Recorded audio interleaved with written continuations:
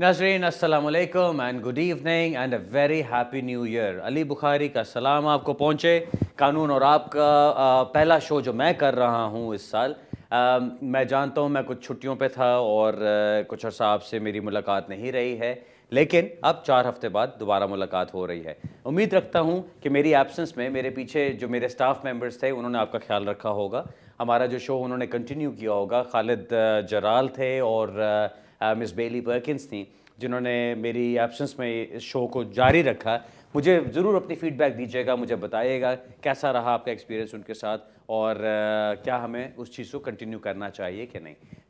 मुझे उसके बारे में ज़रूर बताइएगा। नए साल की मुबारकबाद मैं आपको दे चुका।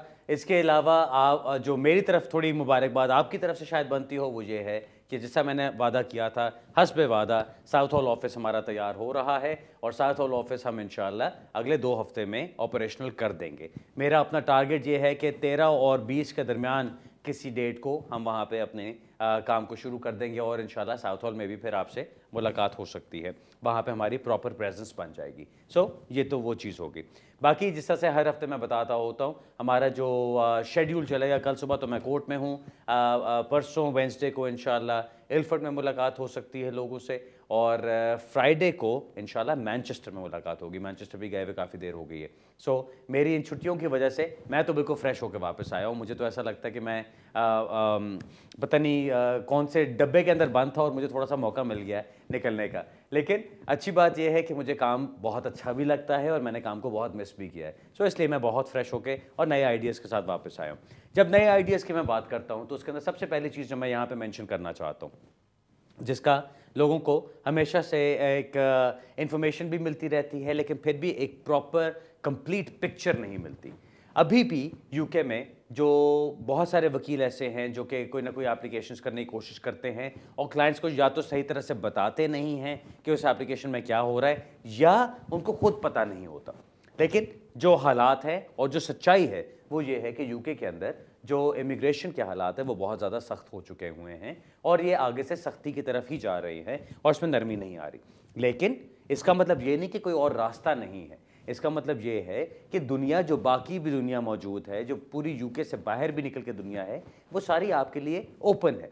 मैं जो अपनी छुट्टियों में कुछ काम वाम करता रहा हूँ वो सिर्फ इतने हद तक करता रहा हूँ कि मैंने सोचा बहुत है बैठ के कि हम क्या क्या चीज़ें कर सकते हैं। और सबसे अच्छी चीज़ जो नज़र आती है वो ये है कि यूरोप में बहुत सारे ऑप्शंस मौजूद हैं। यूरोप में आप बिजनेस एस्टैब्लिश कर सकते हैं, यूरोप में आपको वर्क परमिट्स मिल सकते हैं। जो जो चीज़ें एक ज़माने में यूके की बहुत कामयाब होती थी और यूके में बहुत लोग आके करना चाहते थे, वो चीज़ें इस वक्त अब आपको ईस्टर्न यूरोप खास तौर पे वहाँ पे मौजूद है। ईस्टर्न यूरोप को लोग किस लिए घास नहीं डालते ज़्यादा, वो समझते हैं कि जी वहाँ से लोग भागे भागे यहाँ पर आ रहे हैं, वहाँ इकोनॉमी वीक होगी, वहाँ पे हालात ख़राब होंगे। लेकिन सोचें, अगर आपको वहाँ पे एक जॉब दी जाती है, आप अपने बीवी बच्चों को, अपनी फैमिलीज़ को साथ लेके वहाँ पे जा सकते हैं। अगले 5 साल 6 साल आप लीगली सही तरीके से अपनी जॉब के ऊपर काम करते हैं और आपको सैलरीज भी मिलती हैं, आप अपने टैक्सेस पे करते हैं, अपने ट्रैवलिंग करें, अपने साल की साल हॉलीडे किया करें, सारा कुछ करें, तो क्या बुरा है। क्योंकि 5-6 साल के बाद जब आप वहाँ पे अपना टाइम सही तरह लीगली गुजार लेते हैं तो उसके बाद आपको वहाँ की नेशनलिटी मिल सकती है। जब आपको वहाँ की नेशनलिटी मिली, अब आप यूरोपियन नेशनल हो जाते हैं, आप पूरे यूरोप में जहाँ भी जाना चाहें आप जा सकते हैं। ये वो उस तरह का एक ऑप्शन है जो कि एक बहुत अच्छा ऑप्शन है उन लोगों के लिए जो बेचारे बड़े सालों से यहाँ पे यूके में अपना स्टेटस ठीक करने के लिए एक तरह से एड़ियाँ रगड़ रहे हैं। मैं उनको एक चीज़ कहना चाहता हूँ कि सिर्फ ये चीज़ सोच के कि आपका कोई जानने वाला यहाँ पर है, कोई रिश्तेदार यहाँ पर है और यहीं पे इतने सालों से चल रहा है, उनका काम हो गया तो आपका भी हो जाएगा, इस तरह से मत सोचिए। पुराने ज़माने और थे। आज से 4-5 साल पहले की मैं इमिग्रेशन प्रैक्टिस को देखता हूँ और आज देखता हूँ तो उसमें ज़मीन आसमान का फ़र्क है। जो ह्यूमन राइट्स लॉ था, जो स्पाउस लॉज हुआ करते थे, जो रिलेशनशिप्स के बेस पे आप एप्लीकेशंस करते थे, यूरोपियन नेशनल्स की बेस पे, शादियों की बेस पे, वो सारी चीज़ें कितनी नैरो करते करते करते कितनी सख्त कर दी गई। अब आपने वर्क परमिट लेना है तो आपको पता नहीं क्या क्या प्रूफ करना पड़ता है कि आपकी कितनी इनकम है और आप कितने लोगों को बीट करके जो यूके और ईयू में कहीं अवेलेबल नहीं है आप यहाँ पे पहुँच रहे हैं। ये इस तरह की डिफ़िकल्टीज़ है जिनको पार करना भी मुश्किल हो जाता है। स्पाउस वीज़ा अप्लाई करना है, आपको 18,600 अभी भी करना पड़ेगा, लेकिन ठीक है, शायद लॉ के अंदर कुछ चेंज आ जाए अप्रैल मई में, लेकिन उस वक्त तक तो ये सख्ती है। जब ये आप इन सब चीज़ों को देखें और कंपेयर करें, अब यूके में फॉर एग्जांपल आपने 2 लाख पाउंड इन्वेस्ट करना है तो आपको एंटरप्रेन्योर वीज़ा मिलेगा, या एंटरप्रेन्योर वीज़ा लेके आपको 2 लाख पाउंड इन्वेस्ट करना पड़ेगा यहाँ पे, उसकी बेस पे आपको जाके आगे स्टेटस मिलता है। ईस्टर्न यूरोप में ऐसी कंट्रीज़ हैं जहाँ पे 35-40 हज़ार यूरोज़ इन्वेस्ट करके आपको वहाँ पे एंटरप्रेन्योर वीज़ा मिल सकता है और आप वहाँ पे जाके रह सकते हैं, अपना बिजनेस कर सकते हैं। जो वहाँ की चीज़ लोगों को पुट ऑफ करती है वो यही है ना कि वहाँ जॉब्स नहीं मिलती। अगर आपको अपना जॉब मिल रहा है या आप अपना बिजनेस चला रहे हैं तो फिर तो आपको किसी और के ऊपर रिलाई करने की ज़रूरत ही नहीं है, फिर तो ये आपके बहुत फ़ायदे की चीज़ है। नए साल की जो शुरुआत है, इस नए साल के साथ जो मेरा एक टारगेट है और जो मेरा एक अज़्म है जिसको मैं लेके चलना चाहता हूं, वो ये कि मैं यहाँ पे जो इमिग्रेशन का पूरा ये फेस इसको तब्दील करना चाहता हूँ। जो इमिग्रेशन का एक कॉन्सेप्ट बना हुआ है कि जिस तरह से जैसे तैसे करके कर्जे उठा के, ज़मीनें बेच के, जेवर बेच के, चोरी चिकारी करके, फ्रॉड करके, हर चीज़ करके, जो भी करके मैं किसी तरह पैसे निकाल के यहाँ पहुँच जाऊँ, फिर मैं जिस चीज़ को हाथ लगाऊंगा वो सोने का बन जाएगी। ऐसा यहाँ पे नहीं है, यूके में वो हालात नहीं है। सो आप इस तरह से सोचिए इस चीज़ को कि अगर आपको ऑप्शंस चाहिए तो पूरी दुनिया आपके लिए ओपन है। आप कितनी भी जगहों पे जा सकते हैं, कहीं कहीं भी जा सकते हैं जहाँ पे आपकी ज़िंदगी आगे चल सकती है। एक एक दिन गुजारा हुआ वापस नहीं आता, मैं बार बार कहता हूँ। अब उन लोगों की तरफ मैं आना चाहता हूँ जो लोग यहाँ पे बैठे हुए हैं सालों साल से और फिर अभी तक पता नहीं किस तरह, लेकिन अभी तक कोई एप्लीकेशंस डाले बगैर बैठे हैं। भाई किस चीज़ का इंतज़ार है? मैं मेरा ख्याल है बहुत दफ़ा ये चीज़ कह चुका हूँ कि आप खाली हाथ पे हाथ रख के बैठे रहोगे, कुछ नहीं होगा। अभी भी वो वक्त है। आजकल ये जो यूरोपियन मैं बात कर रहा हूँ, ये कानून अभी बहुत रिलैक्स्ड हैं, अभी बहुत नरम कानून है। आज से 5 साल 6 साल बाद इन कवानीन की हालत वही हो चुकी होगी जो यूके की हो चुकी हुई है।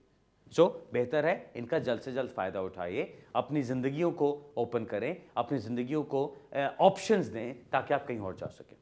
अब चाहे आप यहाँ पर हैं, चाहे आप यहाँ से बाहर हैं, आप जहाँ से भी जाना चाहें, इन कंट्रीज़ के अंदर आपके ऑप्शंस बन सकते हैं। सो अगर आप बात करना चाहते हैं, सो बिस्मिल्लाह आप मुझसे बात कर सकते हैं, मैं आपको इसमें ज़रूर गाइड कर सकता हूँ। मैं आजकल काम ही इन चीज़ों के ऊपर कर रहा हूँ, तो आपको इसके अंदर बहुत सारे ऑप्शंस मिल सकते हैं। मेरा ख्याल है नाज़रीन, आप कुछ अपडेट्स की बात करते हैं कि अपडेट्स क्या आ रहे हैं। 1 जनवरी से रोमेनियंस और बल्गेरियंस के लिए यूके पूरी तरह से ओपन हो गया है। आप जानते होंगे इससे पहले रोमेनियंस और बल्गेरियंस के ऊपर एक सख्ती होती थी कि उनको अगर सिर्फ वर्क परमिट मिलता है तो वो यहाँ पे काम कर सकते हैं, अदरवाइज वो सिर्फ सेल्फ एम्प्लॉयड काम कर सकते थे और उनको पूरे राइट्स नहीं थे। अब उनको पूरे राइट्स ऑफ एम्प्लॉयमेंट मिल गए हैं। अब कमाल की चीज़ तो ये है कि जो गवर्नमेंट और जो एंटी इमिग्रेशन ग्रुप्स हैं वो एक्सपेक्ट कर रहे थे कि जी बस 1 जनवरी रात को जैसे ही 12 बजेंगे तो ट्रकों के ट्रक और जहाज़ों के जहाज़ भर के यहाँ पे रोमेनियंस और बल्गेरियंस पहुँच जाएंगे। आपका मुझे पता नहीं, लेकिन मैंने तो अभी तक इतने ट्रक नहीं देखे, ना इतने बड़े बड़े जहाज़ देखे जहाँ पे रोमेनियंस और बल्गेरियंस यहाँ पे भर भर के आ रहे हैं। क्यों? क्योंकि हर चीज़ एक सही तादाद में डिवाइड होती है जब आप पूरी इन बॉर्डर्स को देखते हैं। उसी तरह से जिस तरह से आप यहाँ पर आए, आपको यहाँ पे मौका मिला, बुल्गारियंस और रोमेनियंस भी आते हैं, उनको भी मौके मिलते हैं और वो आगे चलते हैं। यहाँ पे ख़ास तौर पे उन लोगों की मैं बात करना चाहता हूँ जिनके रिलेशनशिप्स रोमेनियंस और बल्गेरियंस के साथ चल रहे हैं। कितने मेरे पास लोग आते हैं ऐसे कि जी वकील ने कहा था एप्लीकेशन डालो, ये करो वो करो, अब नवंबर पहुंचा हुआ है और वकील साहब कह रहे हैं अभी एप्लीकेशन डालो, अभी एप्लीकेशन। भाई किस चीज़ के लिए एप्लीकेशन डालने की ज़रूरत है? महीना रह गया है पीछे। जैसे ही 1 जनवरी आती है उनको पूरे राइट्स मिल जाते हैं, ना आपको वो येलो ब्लू कार्ड की ज़रूरत पड़ती है ना कुछ और। ये पुरानी चीज़ें बन चुकी हुई। अब अगर आपकी शादी किसी रोमेनियन से हुई है या किसी बल्गेरियन नेशनल से हुई है, उनको सिर्फ यहाँ पे काम करना है, अपने ट्रीटी राइट्स एक्सरसाइज करने, जस्ट लाइक जर्मन सिटीजन्स करते हैं या फ्रेंच करते हैं या इटालियंस करते हैं, जो भी कोई यूरोपियन सिटीजन्स हो, इनको भी पूरे पूरे राइट्स मौजूद हैं। सो वो चीज़ की जा सकती है। एक नया केस आया है MK पाकिस्तान के नाम से, 2013 का केस है, असालम केस था। इसके अंदर एक बड़ा अच्छा पॉइंट उठाया गया है और उस पॉइंट के ऊपर बड़ी अच्छी बहस की गई है। अब वो पॉइंट ये था कि जजेस जब फैसला करते हैं तो क्या वो इतना कह देना उनके लिए काफ़ी है कि I have made my decision या I have reached a conclusion, यानी कि मैंने एक फ़ैसला कर दिया? नहीं, ये काफ़ी नहीं है। इसमें इस डिसीजन में ये कहा गया, या अपर ट्राइब्यूनल की तरफ से इसमें कहा गया है कि जजेस को ना सिर्फ डिसीजन बताना है बल्कि ये भी बताना है कि वो डिसीजन तक कैसे पहुंचे हैं, उनके रीजंस क्या हैं उस डिसीजन तक पहुंचने के लिए। हाँ, फाइंडिंग कर देना एक बात है, लेकिन उस फाइंडिंग के रीजंस क्या हैं वो दूसरी बात है। अक्सर आपने देखा होगा जिन लोगों के असाइलम केसेस रिफ्यूज हुए या कोई और एप्लीकेशन रिफ्यूज हुई या कोई अपील्स डिसमिस होती हैं कोर्ट से जाके, उनको जो डिटर्मिनेशन आती है उस डिटर्मिनेशन में जज के एक क्रेडिबिलिटी वाला सेक्शन होता है, एक उसकी फाइंडिंग्स वाला सेक्शन होता है।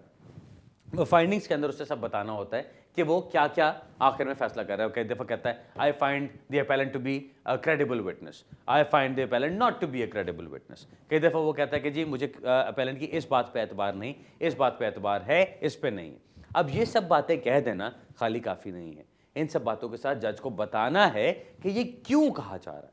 खाली उसका ये कह देना काफ़ी नहीं होता कि जी मुझे इस पर एतबार नहीं है और इसलिए मैंने इसको रिफ्यूज़ कर दिया, दैट्स नॉट इनफ। अब हम अक्सर अपर ट्राइब्यूनल में जब ग्राउंड्स की एप्लीकेशंस डालते हैं जो लीव टू अपील के लिए होती हैं, उसके अंदर अक्सर आगे हमें कह दिया जाता है कि these findings were open to the जज ऑन द फैक्ट्स। अब उसका क्या मतलब है कि जज के लिए ये चीज़ ओपन थी कि वो इन फाइंडिंग्स तक पहुंच सकता है, इस डिसीजन तक पहुंच सकता है। लेकिन हमारा जो पॉइंट होता है हमेशा वो ये होता है कि क्या जज ने वो रीजंस दिए कि वो कैसे पहुंचा उन पॉइंट्स तक, उन फाइंडिंग्स तक, वो रीजंस उसके देने जरूरी हैं। So N K Pakistan is a good case जिस पे बात बन सकती है। एक नई चीज़ जो आई है वो सिर्फ नई चीज़ तो खैर नहीं, अब तो थोड़ी पुरानी हो गई है। अक्टूबर से नवंबर से शुरू हुआ है, 1 नवंबर 2013 से। आपने भी देखा होगा कि जो अपर ट्राइब्यूनल है, जुडिशल रिव्यू केसेस अब वहाँ पे जा रहे हैं। क्या मकसद है इसका, मैंने पहले भी इसका जिक्र किया था, मैं दोबारा बता देता हूँ। वो ये समझते हैं कि जितने जुडिशल रिव्यू केसेस आ रहे हैं वो इस काबिल नहीं, जो इमिग्रेशन वाले हैं वो इस काबिल नहीं कि उनको हाई कोर्ट के टाइम दिया जाए। सो इसलिए उनको अपर ट्राइब्यूनल पे फेंक दिया जाता है। मैं ये नहीं कहता कि अपर ट्राइब्यूनल के जजेस कुछ कम हैं या उनका लेवल कम है, जो एक फैक्ट है वो तो है ही, लेकिन वो जजेस फिर भी अच्छे फैसले करते हैं। कहने का मकसद ये है कि इनको इसलिए वहाँ पे ट्रांसफ़र किया गया कि इनकी इंपॉर्टेंस एक डिफरेंट तरीके से देखी जा रही है compare to other judicial reviews. एक तो ये चीज़। दूसरी तरफ मैं ये कहना चाहता हूँ कि शायद ये एक अच्छी बात है, इसलिए कि हाई कोर्ट के जजेस जो होते हैं जब वो एक चीज़ को देखते हैं तो बहुत सख्ती से, एक बड़ी सख्त नज़र से उसको देखते हैं, जबकि अपर ट्राइब्यूनल में शायद कदरे थोड़ा सा उसको एक नरमी से भी शायद देखा जाता हो। मैं ये नहीं कह रहा सब जजेस ऐसे देखेंगे, लेकिन शायद कुछ केसेस के अंदर ऐसा भी होता है। एनीवे, जैसे जैसे टाइम गुजरेगा हम देखेंगे कि आगे से इसके अंदर क्या बना और क्या नहीं बना। मेरी तरफ से नया साल मुबारक हो, और अब अपने अपडेट्स करने के बाद, अपनी अनाउंसमेंट्स करने के बाद, अपने जो स्टाफ मेंबर्स ने शो किया उसका जिक्र करने के बाद, अब मेरा ख्याल है हम फ़ोन कॉल की तरफ चलते हैं। मुझे कमेंट ज़रूर दीजिएगा कि आपका एक्सपीरियंस कैसा रहा पिछले 3 हफ्ते में। अब फ़ोन कॉल्स लेते हैं जी, पहली कॉल की तरफ चलते हैं। हेलो, अस्सलाम वालेकुम सर। जी वालेकुम सलाम। सर मैं बर्मिंघम से बोल रहा हूँ। एक सवाल है मेरा। बताइए। मेरा फ्रेंड था, इधर स्टूडेंट वीजे पे आया था 2010 में, और 2012 मई में उसका वीजा खत्म होना था, वो कॉलेज नहीं गया। सर आपकी आवाज़ थोड़ी कम होगी, दोबारा बताएं। वो इधर स्टूडेंट वीजे पे आया था 2010 में। ठीक है, और 2012 में इसका कॉलेज खत्म हो गया? नहीं, 2012 में उसका वीजा खत्म होना था और कॉलेज वो गया ही नहीं था। ठीक है। उस कॉलेज ने उसको लेटर दिया, वो पता नहीं उसकी लीव खत्म कर दी उन्होंने। अच्छा। 1 महीना पहले उसका वीजा खत्म होने से वो इधर से स्पेन चला गया। स्पेन? जी ठीक। स्पेन उसने पेपर अभी जमा करवाए हुए हैं, लेकिन उसका कोई पेपर लीगल नहीं है उधर, तो एप्लीकेशन उसने डाली हुई है। अभी उसकी एक कजन है, वो उससे शादी करना चाहती है, उसकी डाइवोर्स हुई है, डाइवोर्स नहीं, उसके हस्बैंड जो है वो उनकी डेथ हो गई है। तो उसके 4 बेटे भी हैं। अच्छा। तो वो कौंसल के मकान में रह रही है और बेनिफिट भी ले रही है। वो यहाँ पर है कि स्पेन में है? नहीं, वो इधर है। ठीक है, वो इधर है यूके में जी। तो लड़का जो है वो स्पेन में है, लड़की इधर है यूके में जी। तो वो कौंसल के मकान में रह रही है, काम भी नहीं कर रही। ठीक। तो वो आपस में शादी करना चाहते हैं, तो क्या उनके लिए क्या बेहतर होगा? ओके, चलें आप बंद करें, गौर से सुने बात को। आपका जो डायरेक्ट सवाल है वो ये कि जी वो शादी करना चाहते हैं, उनके लिए क्या बेहतर है। अब ये तो शादियों के हाल तो खुदा ताला बेहतर जानता है कि जी मैरिजेस आर मेड हेवन कि इनका क्या होगा शादी का। लेकिन इमिग्रेशन से रिलेटेड, कानून से रिलेटेड जो भी बात बनती है वो मैं आपको थोड़ा सा बता देता हूँ। जो आपने बताया कि वो शादी करना चाहती हैं, वो खातून ब्रिटिश नेशनल हैं, बेनिफिट्स पे हैं, उनके 4 बच्चे हैं, यानी उनकी इतनी इनकम नहीं है कि वो अपने बच्चों को भी लुक आफ्टर कर सकें, तो इसलिए उनको काउंसिल से भी हेल्प लेनी पड़ रही।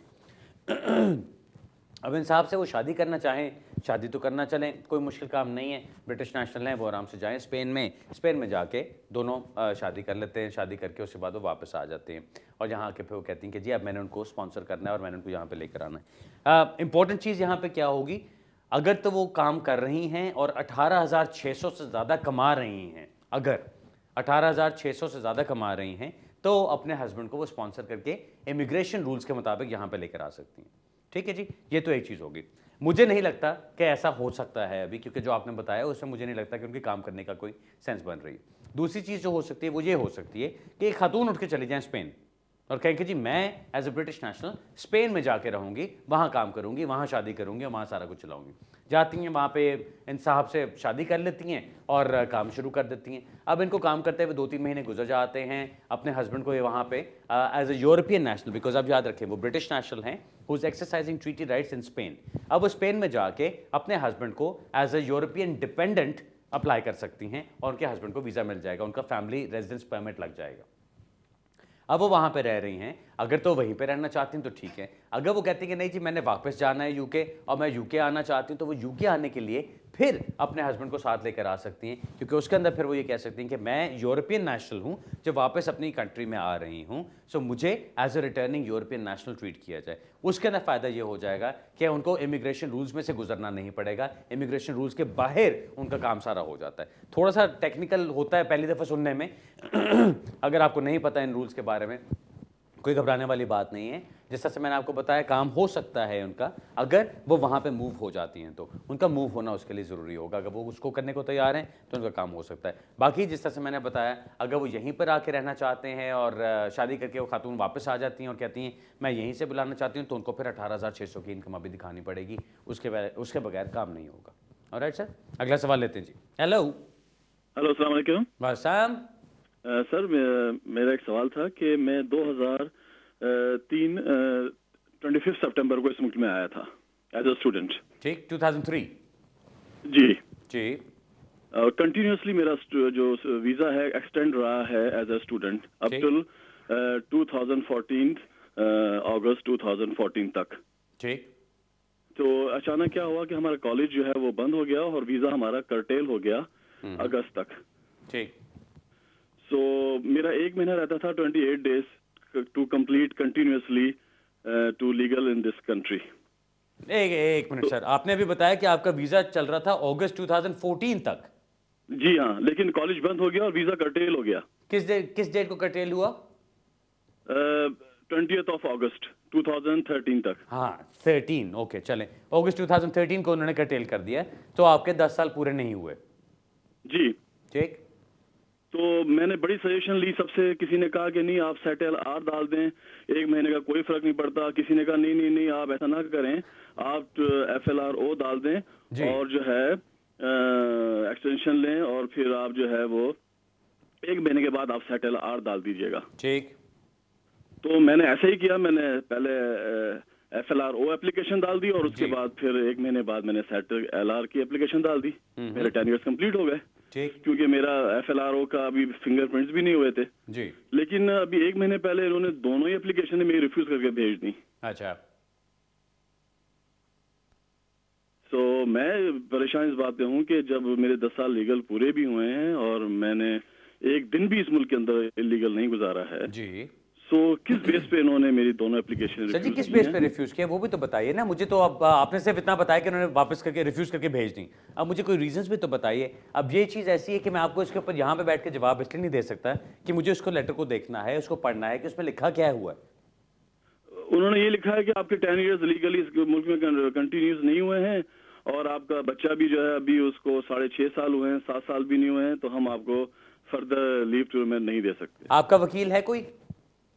जी हाँ, वकील है, उसके जरिए अपील हमने जो है ना वो फाइल कर दी है। उन्होंने हमें FLRO पे जो है वो हमें अपील राइट दिया है। बस ठीक है, दैट्स द इंपॉर्टेंट थिंग। आपने अपील फाइल कर दी, that's the first thing to do. उसके ऊपर आप जाके आर्ग्यू करें उसको, केस को।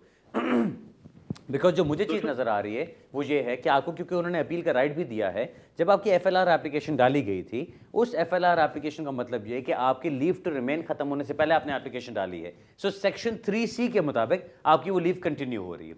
अब अगर वो लीव आपकी आगे चल रही है तो उसके अंदर कोई इशू नहीं होना चाहिए। अब वो लीव आपकी चलती जा रही है, अब बीच में आपके 10 साल भी कंप्लीट हो जाते हैं। सो जिस डेट को आपके 10 साल कंप्लीट हो रहे हैं उस डेट तक आपकी लीगल लीव चलती रही है। अब आप अगर उस डेट को अपनी एप्लीकेशन विड्रॉ करते हैं और फिर नई एप्लीकेशन डालते हैं तो आपको कोई मसला नहीं होगा। आपने, मुझे लगता है कि अपनी एफएलआर एप्लीकेशन विड्रॉ नहीं की उस वक्त, इज दैट राइट? हमने नहीं की थी विड्रॉ, क्योंकि हमें मशवरा नहीं दिया गया कि आप एफएलआर को विड्रॉ करें। अच्छा बस सर, यही मेरा कहा कि मेरा जो FLR अपना ओपिनियन है, मुझे यही लगता है कि आपको उस वक्त अपनी, क्योंकि दो एप्लीकेशंस आपकी साथ साथ नहीं चल सकती। अगर आपकी for example August 2013, let's say 30 अगस्त को उन्होंने आपकी लीव को कटेल कर दिया, आपने 28 अगस्त को फॉर एग्जांपल एफएलआरओ एप्लीकेशन डाल दी, लेट्स से 30 सितंबर को जाके आपके 10 साल कंप्लीट हो जाते हैं। वो 30 सितंबर गुजर जाने दीजिए, अब आपने लीगली 10 साल गुजार लिए क्योंकि आपकी वो सेक्शन 3C की लीव कंटिन्यू हो रही है। सो आपका थ्रू आउट 10 ईयर्स का पीरियड चल पड़ा वहां तक। अब आप आगे से क्या करते हैं, जब आपकी एप्लीकेशन रेडी हो जाती है, आप अपनी एफएलआर एप्लीकेशन को विड्रॉ करते हैं और उससे अगले दिन आप अपनी जो सेट एलआर एप्लीकेशन है वो डाल देते हैं। बिकॉज अब क्या हुआ, जिस दिन आपने एप्लीकेशन विड्रॉ की उस वक्त तक तो आपका लीगल स्टेटस चल पड़ा। अब आगे से 28 दिन के अंदर अंदर अगर आप एप्लीकेशन करते हैं तो आप ओवरस्टे नहीं होते। सो उसमें आपको फिर फायदा मिल सकता है, बिकॉज फिर आप ये कह सकते हैं कि जी मैंने 10 साल भी कंप्लीट कर लिए और उस 10 साल के अलावा मैंने ओवरस्टे हुए बगैर एप्लीकेशन डाल दी। बिकॉज अगर आपके पास वैलिड लीव टू रिमेन ना हो या आप ओवरस्टे हो चुके हुए हो तो सेट एलआर एप्लीकेशन आप नहीं डाल सकते अब। सो इसलिए बेहतर था कि अगर आप एप्लीकेशन विड्रॉ करते और फिर दूसरी डालते। अभी आपने क्या किया, एक एप्लीकेशन आपकी चल रही है, उसके ऊपर आपने दूसरी एप्लीकेशन डाल दी। अब सेक्शन 3C के होते हुए जो लीव चल रही होती है उसके ऊपर आप दूसरी एप्लीकेशन कंटिन्यू नहीं कर सकते। This is the problem. अब आपको जो चीज़ करनी पड़ेगी, जब आप अपील में जाते हैं, पहली बात तो जाकर आपको ये एक्सप्लेन करना होगा कि जी ये बात हुई है। दूसरी बात, आपके कंपैशनेट ग्राउंड्स बहुत अच्छे बनते हैं कि आपने वाकई लीगली 10 ईयर्स गुजारे हैं और आपने रूल्स के मुताबिक उसको अप्रोच करने की कोशिश की है, उसमें आपने कुछ गलत नहीं किया। अब अगर उस चीज़ पे जज नहीं भी मानता तो आपको कंपैशनेट ग्राउंड्स पे कम से कम डिस्क्रेशनरी लीव जरूर मिल जाती है। जैसे आपको डिस्क्रेशनरी लीव मिलती है, आपकी कहीं पे 10 साल का गैप तो नहीं आया बीच में।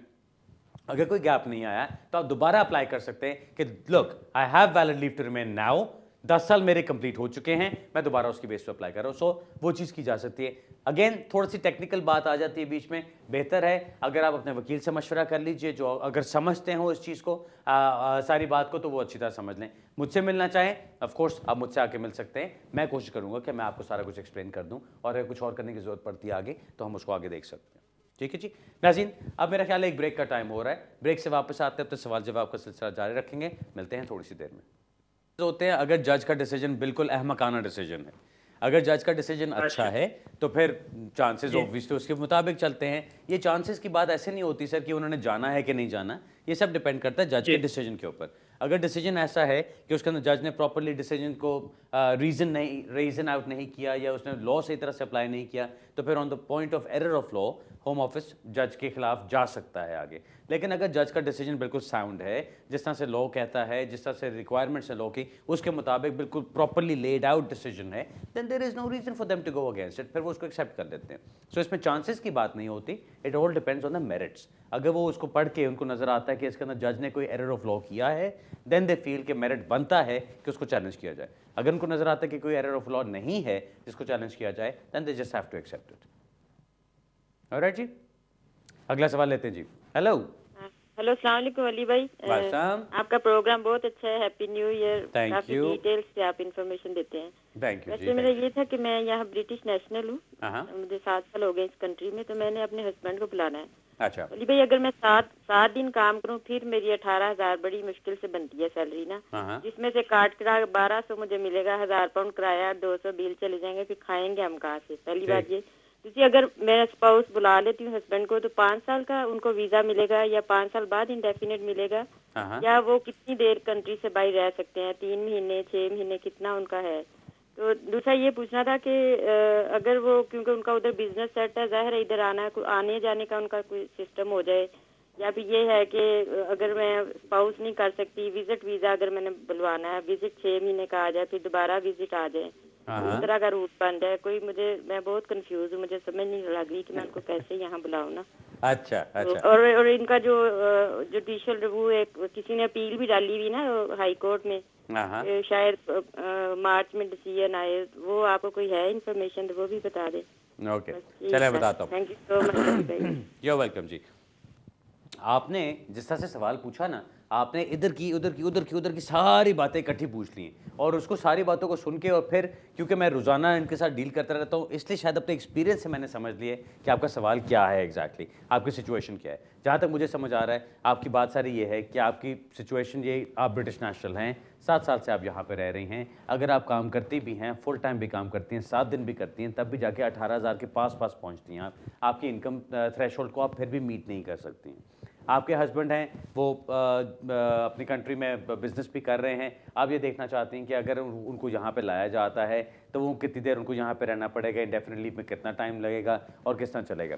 सबसे पहले उनको 2.5 साल की लीव मिलेगी, 2.5 साल का वीज़ा मिलेगा, 2.5 साल के बाद उनको दोबारा एक्सटेंशन के लिए अप्लाई करना होगा और उसके बाद 5 साल गुजरने के बाद वो इंडेफिनिट लीव के लिए अप्लाई कर सकते हैं। इंडेफिनिट लीव मिलने के, अभी जो कानून चल रहा है, इंडेफिनिट लीव मिलने के 1 साल बाद वो अप्लाई कर सकते हैं फॉर नेचुरलाइजेशन, यानी ब्रिटिश नेशनलिटी के लिए।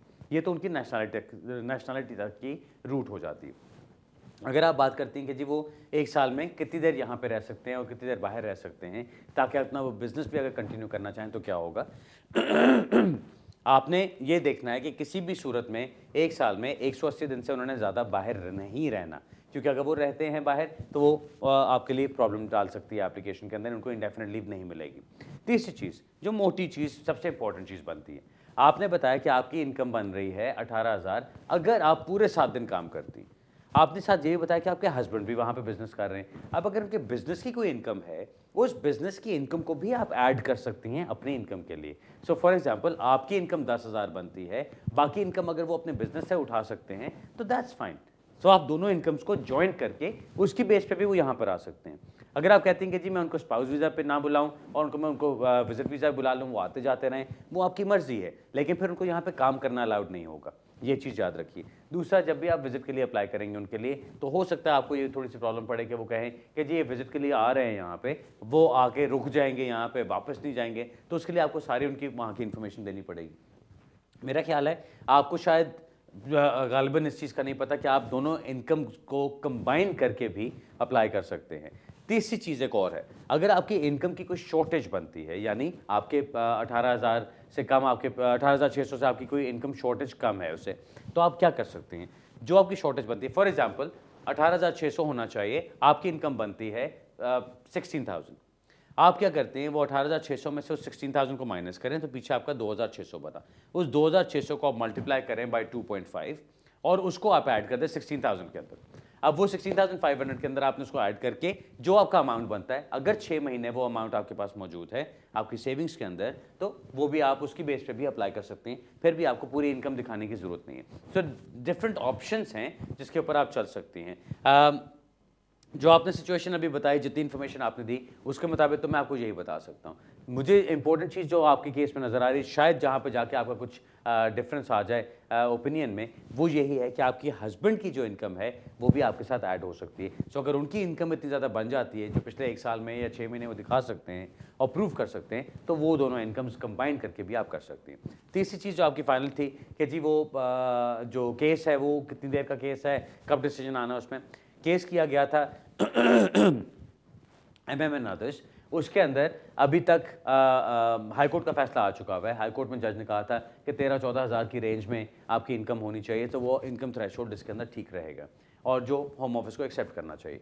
होम ऑफिस ने उसके खिलाफ अपील की है और अब जो जजमेंट सुप्रीम कोर्ट की आनी है, हम सबको उसका इंतज़ार है। अब वो जजमेंट कब एक्सपेक्टेड है, मार्च में उसकी हियरिंग होती है या अप्रैल में उसकी हियरिंग होती है, तो मई जून में उसके आपको जो डिसीजन है वो एक्सपेक्टेड है। सो मैं एक्सपेक्ट ये करूँगा कि मई जून में जाके कहीं हमें पता चलेगा कि वो उन्होंने इनकम थ्रेशोल्ड कम किया है या उसको वहीं पे रखा है या उन्होंने कोई और चीज़ उसमें से मानी है कि नहीं मानी है। बिकॉज उसके अंदर और भी काफ़ी सारे पॉइंट्स हैं अबाउट क्या आपकी प्रोस्पेक्टिव जॉब लेटर है उसकी इनकम मानी जा सकती है, थर्ड पार्टी सपोर्ट की इनकम मानी जा सकती है, ऑल दोज थिंग्स कंबाइंड वो भी उसके अंदर आती हैं। सो अच्छी जजमेंट है जिसका इंतज़ार हम कर रहे हैं। लेट्स सी कि उसमें क्या होता है। आपके लिए सबसे पहला पॉइंट ये है अपने वकील से बात करें या हमसे बात करें, देखें क्या बनता है कि आपकी दोनों की जॉइंट इनकम्स को देख के फिर देखा जाए कि आपके पैसे पूरे होते हैं कि नहीं। हो सकता है उसी में आपका काम हो जाए और आपको सबका इंतजार ना करना पड़े। ऑलराइट जी, बेस्ट ऑफ लक। अगला सवाल लेते जी। हेलो अस्सलाम वालेकुम भाई। जी वालेकुम सलाम। जी, मैं इधर 2009 में आई थी अपने हस्बैंड के साथ में, एज ए विजिट पे आई थी। तो अभी मैं असलम कराई हूँ, ह्यूमन राइट्स एप्लीकेशन डाली हूँ मैं, 2 साल हो गए। मेरे फिंगरप्रिंट्स भी हो गए हैं कि मेरा हस्बैंड छोड़ के चला गया, मैं इंडिया से हूँ। तो अभी तक मेरा कुछ जवाब नहीं आया वहाँ से। 2 साल हो गए, यहाँ तक के तो मेरा केस वो लोग एक्सेप्ट करे नहीं करे, वो कुछ भी जवाब नहीं दिए वो लोग। अगर आपसे मिलना चाहते हैं तो हम कौन सा तरीका है मिलने का? अच्छा आपने बात वो अपने केस की आप कर रही थी, सवाल आपने सिर्फ ये पूछा कि मिलने का कौन सा तरीका है। मिलना कोई बहुत मुश्किल नहीं है जी।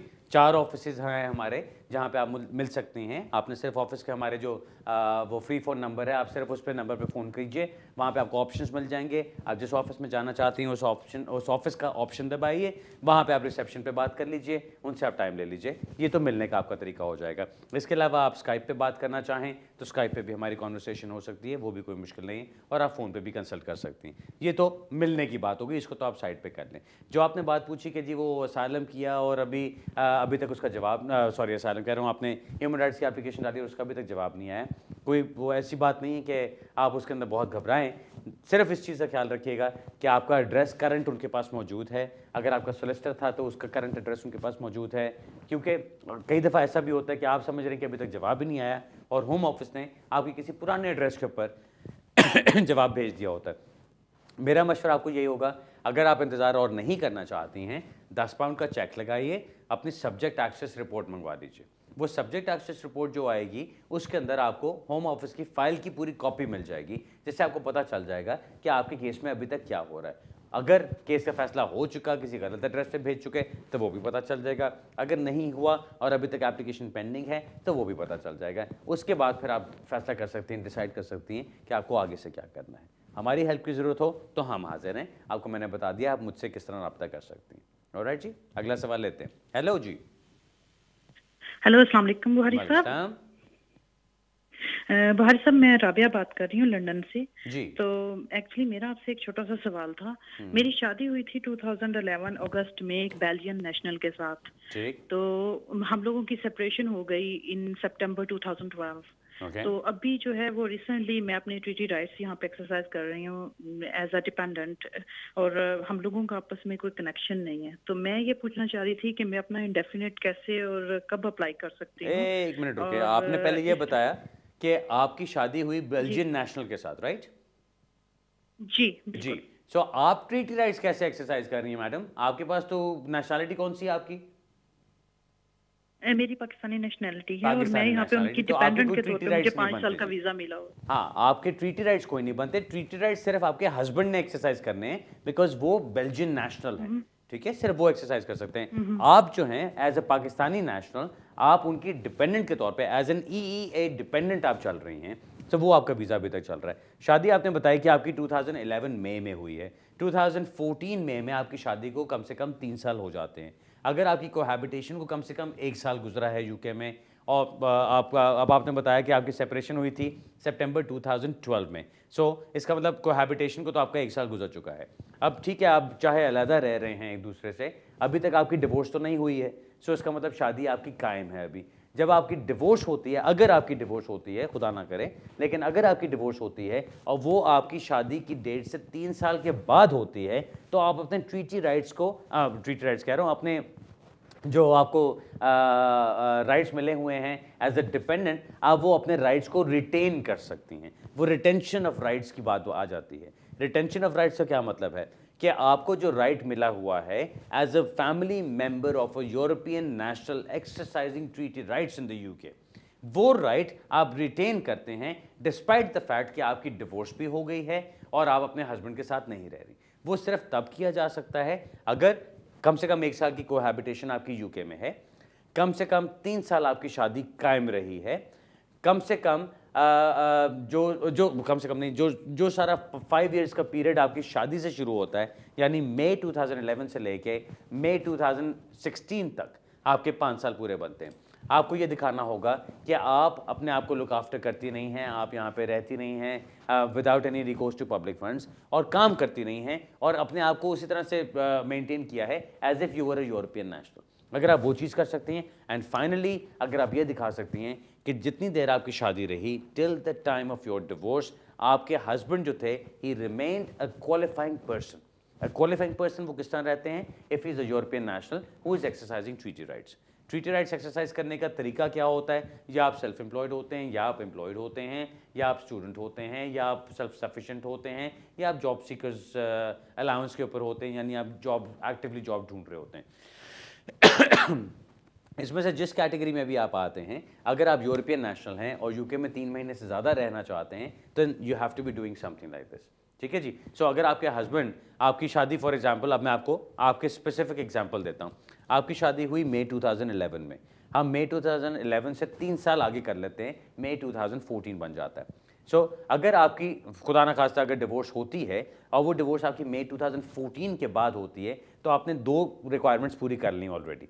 एक रिक्वायरमेंट आपकी थी 1 साल की कोहैबिटेशन, दूसरी रिक्वायरमेंट थी कि आपकी शादी कम से कम 3 साल कायम रही है। तीसरी चीज़ जो बड़ी इंपॉर्टेंट है, अगर इस सारे पीरियड के अंदर फ्रॉम मई 2011 टिल जब भी आपकी डिवोर्स होती है, खुदा न खास्ता अगर आपकी डिवोर्स होती है, तो उस पीरियड के दरमियान अगर आप अपना एविडेंस लगा सकती हैं कि आपके हस्बैंड ट्रीटी राइट्स एक्सरसाइज कर रहे थे, तो आप अपने रिटेन कर सकती हैं जो आपको फैमिली राइट मिला हुआ है। ठीक है जी। वो राइट आपका रिटेन रहता है till the end of 5 years, जब आप फिर परमानेंट रेजिडेंस के लिए अप्लाई करेंगे, नॉट फॉर इंडेफिनिटली, परमानेंट रेजिडेंस के लिए यूरोपियन लॉज के अंदर आप अप्लाई करेंगे और उसमें दिखाएंगी कि मैं पूरे 5 साल काम भी करती रही हूँ, मैंने अपने आप को लुक आफ्टर किया है financially without any recourse to public funds, जितनी देर मेरी शादी कायम रही है, my husband was a qualifying person, और शादी हमारी कम से कम 3 साल कायम रही है और कम से कम 1 साल की हमारी कोहैबिटेशन भी रही है। अगर कोई बात समझ ना आई हो बीच में से थोड़ा इस पर रिसर्च करके देख लीजिएगा या मुझसे आके मिल लीजिएगा, मैं आपको फिर समझा दूंगा। लेकिन थोड़ी टेक्निकल किस्म की बात है, अक्सर लोग इसमें गलती कर जाते हैं। सबसे बड़ी जो मिसकंसेप्शन लोगों की होती है, लोग ये समझते हैं कि जी बस 3 साल हुए तो मैं फॉरन परमानेंट रेजिडेंस के लिए अप्लाई कर सकता हूँ। हमने तो ये सुना कि जी कम से कम 3 साल गुजार लो यूरोपियन नेशनल के साथ तो आपका काम हो जाता है। वो 3 साल के बाद नहीं होता, 5 साल फिर भी गुजारने हैं आपको। वो आप 5 साल के एंड पे जाके अपने रिटेंशन ऑफ राइट्स की एप्लीकेशन की बेस पे परमानेंट रेजिडेंस ले सकते हैं, लेकिन वो 3 साल के बाद नहीं, 5 साल के बाद ही होता है। ऑलराइट जी, उम्मीद है आपको कुछ क्लियर हो गया होगा। अगला सवाल लेते हैं जी। हेलो जी, अस्सलाम वालेकुम। वालेकुम अस्सलाम जी। जी, मेरे 2 सवाल हैं। बताइए। पहला सवाल तो ये है कि मैं अपनी वाइफ के लिए स्पाउस वीजा अप्लाई करना, तो मालूम मैं ये करना चाहता हूँ कि अगर मेरी वाइफ लाइफ इन यूके, जब तक उनका अप्लाई करने से। सॉरी सर, आपकी आवाज खत्म हो गई। I am so sorry, I didn't hear that. Hello, I am so sorry जी, आपकी कॉल कहीं ड्रॉप हो गई for some reason. I am very very sorry. Next call लेते हैं जी। हेलो, अस्सलाम वालेकुम जी वास्तान। मेरा नाम अली है, हडर्सफील्ड से बात कर रहा हूँ जी। मैंने आपसे पता करना था कि मैंने स्टूडेंट एक्सटेंशन के लिए अप्लाई किया था, तो मेंटेनेंस फंड की वजह से जो है ना वो रिफ्यूज हो गया। ठीक है, और उसकी अपील आई तो मैंने वो अभी जो है ना फॉरवर्ड की हुई है। ठीक। और इसी के बाद साथ ये है कि आफ्टर 2 मंथ जो है ना मेरा बेटा 7 ईयर का भी हो रहा है। ओके। तो मैंने आपसे पूछना था कि मैं जो है अपनी बेटे की बुनियाद पे, उसकी बेस पे जो है ना कब अप्लाई कर सकता हूँ, या कि हम अपील के जो है उसका वेट करें कि उसका रिजल्ट क्या होता है, या उससे पहले भी हम सबमिट कर सकते हैं। ओके, चलो। और दूसरा, उसके लिए कौन सा फॉर्म जो है ना इस्तेमाल करना पड़ेगा। ओके, चलो मैं बताता हूँ सर। आपने भी मेरे ख्याल है बहुत सारे और लोगों की तरह ये चीज़ सुन रखी है कि अगर बच्चों को 7 साल यूके में हो जाते हैं तो उनको स्टेटस मिल जाएगा। जुलाई 2012 में 9 जुलाई 2012 को जो चेंजेस आई थी रूल्स के अंदर, उसके अंदर ये चीज़ शामिल की गई थी कि अगर एक बच्चे ने अपने 7 साल यहाँ पे गुजार लिए हैं तो उसकी एलिजिबिलिटी बनती है कि उसको कंसिडर किया जाए इन द रूल्स। लेकिन इसके साथ कुछ कंडीशंस और भी हैं। वो दूसरी कंडीशंस क्या हैं? क्या बच्चा 18 साल से कम उम्र का है, क्या वो यूके में मौजूद है, क्या उसने 7 साल से ज़्यादा यूके में गुजार लिए हैं, एंड नंबर 4 वो ये है कि क्या अनरीजनेबल होगा उस बच्चे का एक्सपेक्ट करना कि उसको यहाँ से निकाल दिया जाए। ये अनरीजनेबलनेस की बात जो आती है, ये नॉट रीजनेबल वाला जो पॉइंट है ना, इसके ऊपर होम ऑफिस मारता है आपको। अब होता क्या है, आपका बच्चा, उसको 2 महीने बाद 7 साल हो जाएंगे यहाँ पे। वो तमाम कंडीशंस कौन कौन सी पूरी करता है? वो पूरी करता है कंडीशन कि उसकी उम्र 18 साल से कम है, वो पूरी करता है कंडीशन कि वो अभी भी यूके में है, और वो पूरी करता है कंडीशन कि उसको 7 साल से ज़्यादा यूके में गुजारनी है उसने। लेकिन चौथा पॉइंट जो आता है कि it would not be reasonable to expect the child to leave the UK, उसके ऊपर होम ऑफिस आपको कह सकता है कि जी बच्चा तो अभी 7 साल का हुआ है, अब माँ बाप को अगर निकाला जाता है यहाँ से तो माँ बाप के साथ बच्चा भी वापस जाएगा, एज ए फैमिली यूनिट उसको रिटर्न किया जाएगा और बच्चा अपनी कंट्री में जाके अपने पाकिस्तानी या अपने इंडियन या जहाँ से भी कहीं से भी वो है, अपनी वो नेशनैलिटी के फुल राइट्स एंजॉय कर सकता है। अब ये चीज़ वो रिफ्यूज़ल लेटर के अंदर लिख के भेजते हैं। अब अगर बच्चा यहाँ पर जब आया था तो लेट्स से 4 साल का था, उसके बाद उसने 7 साल यहाँ पे गुजार लिए, अब उसकी उम्र 11 साल हो गई। अब वो सिचुएशन और पहली सिचुएशन का दोनों का फ़र्क देखें। एक सिचुएशन में बच्चा पैदा ही यहाँ पर हुआ, उससे पहले 3-4 साल जो उसके होश के नहीं होते वो उसने आपके साथ गुजारे, वो चाहे यहाँ पर हो, चाहे वो लंदन में हो, या चाहे वो पाकिस्तान में हो या टिम्बकटू में हो, उसको कोई फ़र्क नहीं पड़ता। लेकिन उसके बाद 4 साल के बाद, 3.5 साल के बाद जब वो स्कूल जाना शुरू करता है, नर्सरी जाना शुरू करता है और बच्चों में उठना बैठना शुरू करता है, इस कल्चर को एसिमुलेट करना शुरू करता है, वहाँ से उसकी वो पर्सनालिटी बिल्डअप होनी शुरू होती है। सो अगर उसने होश के 7 साल यहाँ गुजारे कंपेयर टू होश के सिर्फ 4 साल या 3 साल यहाँ पे गुजारे, तो उसमें फ़र्क आ जाता है। आपके केस में ये इशू है, आप सोच रहे हैं कि जी बस 2 महीने के बाद उसको 7 साल पूरे हो जाएंगे तो हम उसी वक्त अप्लाई कर देंगे। मेरा नहीं ख्याल कि वो फ़ौरन आपको उसके ऊपर स्टेटस देंगे अनलेस आप प्रूव कर सकें कि क्यों ये बच्चा यहीं पे इसका रहना ज़रूरी है और क्यों इट इज़ नॉट रीजनेबल कि उसको यहाँ से निकाला जाए, बिकॉज होम ऑफिस ने बड़े आराम से आपको रिफ्यूज़ कर देना। जहाँ तक बात है एप्लीकेशन फॉर्म कौन सा होगा, पहले FLRO एप्लीकेशन होती थी, FLR वो FP एप्लीकेशन जो होती है, अब आप वो वाली कर सकते हैं। £578 मेन एप्लीकेंट की फ़ीस है और £433 पर एप्लीकेंट की फ़ीस, पर डिपेंडेंट की फ़ीस आती है, वो आपको साथ लगानी है उसमें, और उसके बाद आप एप्लीकेशन कर सकते हैं। लेकिन लेट मी वॉर्न यू, जो आपने सिचुएशन मुझे बताई, मुझे यही लगता है कि आप एप्लीकेशन करेंगे तो पहली दफ़ा आपको वो रिफ्यूज़ ही करेंगे, और ये एप्लीकेशन करने के बाद हो सकता है आपको कुछ अपील के लिए लड़ना पड़े, या आप उनसे कहें कि जी कोई आपके साथ कोई फ्लेक्सिबिलिटी दिखाई जाए, या आप उसको जुडिशियल रिव्यू में चैलेंज करें। जो कुछ भी करेंगे आपकी सिचुएशन पर डिपेंड करता है। मैं उसके ऊपर और अभी कॉमेंट नहीं करना चाहता, क्योंकि मैं जो कुछ अभी ज़्यादा बोलता जाऊँगा, आपकी इन्फॉर्मेशन मेरे पास है नहीं, और मैं इधर उधर इतनी बातों में जा रहा हूँ जो आपको अभी फ़ायदेमंद नहीं रहेंगी। सो इसलिए मैं अभी यहाँ पर रोकता हूँ। ठीक है जी नाज़रीन, अब आज के प्रोग्राम का टाइम ख़त्म होता है। मेरा ईमेल एड्रेस आपके सामने स्क्रीन के ऊपर मौजूद होगा। मुझसे आप रब्ता करना चाहें ज़रूर कीजिए, अपने कमेंट्स ज़रूर लिख के भेजें, अपने कुछ सवाल हों, कुछ छोटे मोटे सवाल हों तो ज़रूर भेज दें। लंबी कहानियाँ ना लिखा करें प्लीज़, मैं हमेशा कहता हूँ वो मेरे लिए जवाब देने मुश्किल होते हैं। जैसा मैंने बताया थोड़ी देर पहले, आप मुझसे रब्ता करना चाहें तो आप मुझे लॉ सोसाइटी से भी ढूंढ सकते हैं, आप मुझे इंटरनेट पे वेब पे भी ढूंढ सकते हैं, मेरी वेबसाइट से भी ढूंढ सकते हैं, और बुखारी चैम्बर्स से भी ढूंढ सकते हैं। बाकी जो बात रह जाती है कि आप मुलाकात कैसे कर सकते हैं, हम पर्सनल मुलाकातें भी कर सकते हैं, प्लस हम फ़ोन पे भी और उसके ऊपर स्काइप पे भी कर सकते हैं। और अब इंशाल्लाह बहुत जल्द हमारा साउथ हॉल ऑफिस भी ओपन होने वाला है। So Finchley office, Ilford Gants Hill office plus Manchester office के अलावा अब हम साउथ हॉल ऑफिस भी खोलने वाले हैं इंशाल्लाह, जहां पे हम आपकी खिदमत में हाजिर रहेंगे और कोशिश करेंगे कि ज़्यादा से ज़्यादा आपकी खिदमत कर सकें। नाज़रीन, अगले हफ्ते इंशाल्लाह इसी जगह इसी वक्त दोबारा मुलाकात होगी। तब तक के लिए इजाज़त चाहता हूँ, अपनी दुआ में याद रखिएगा। नया साल फिर मुबारक हो आपको। अगले हफ्ते मिलते हैं। खुदा हाफिज़ एंड गुड इवनिंग।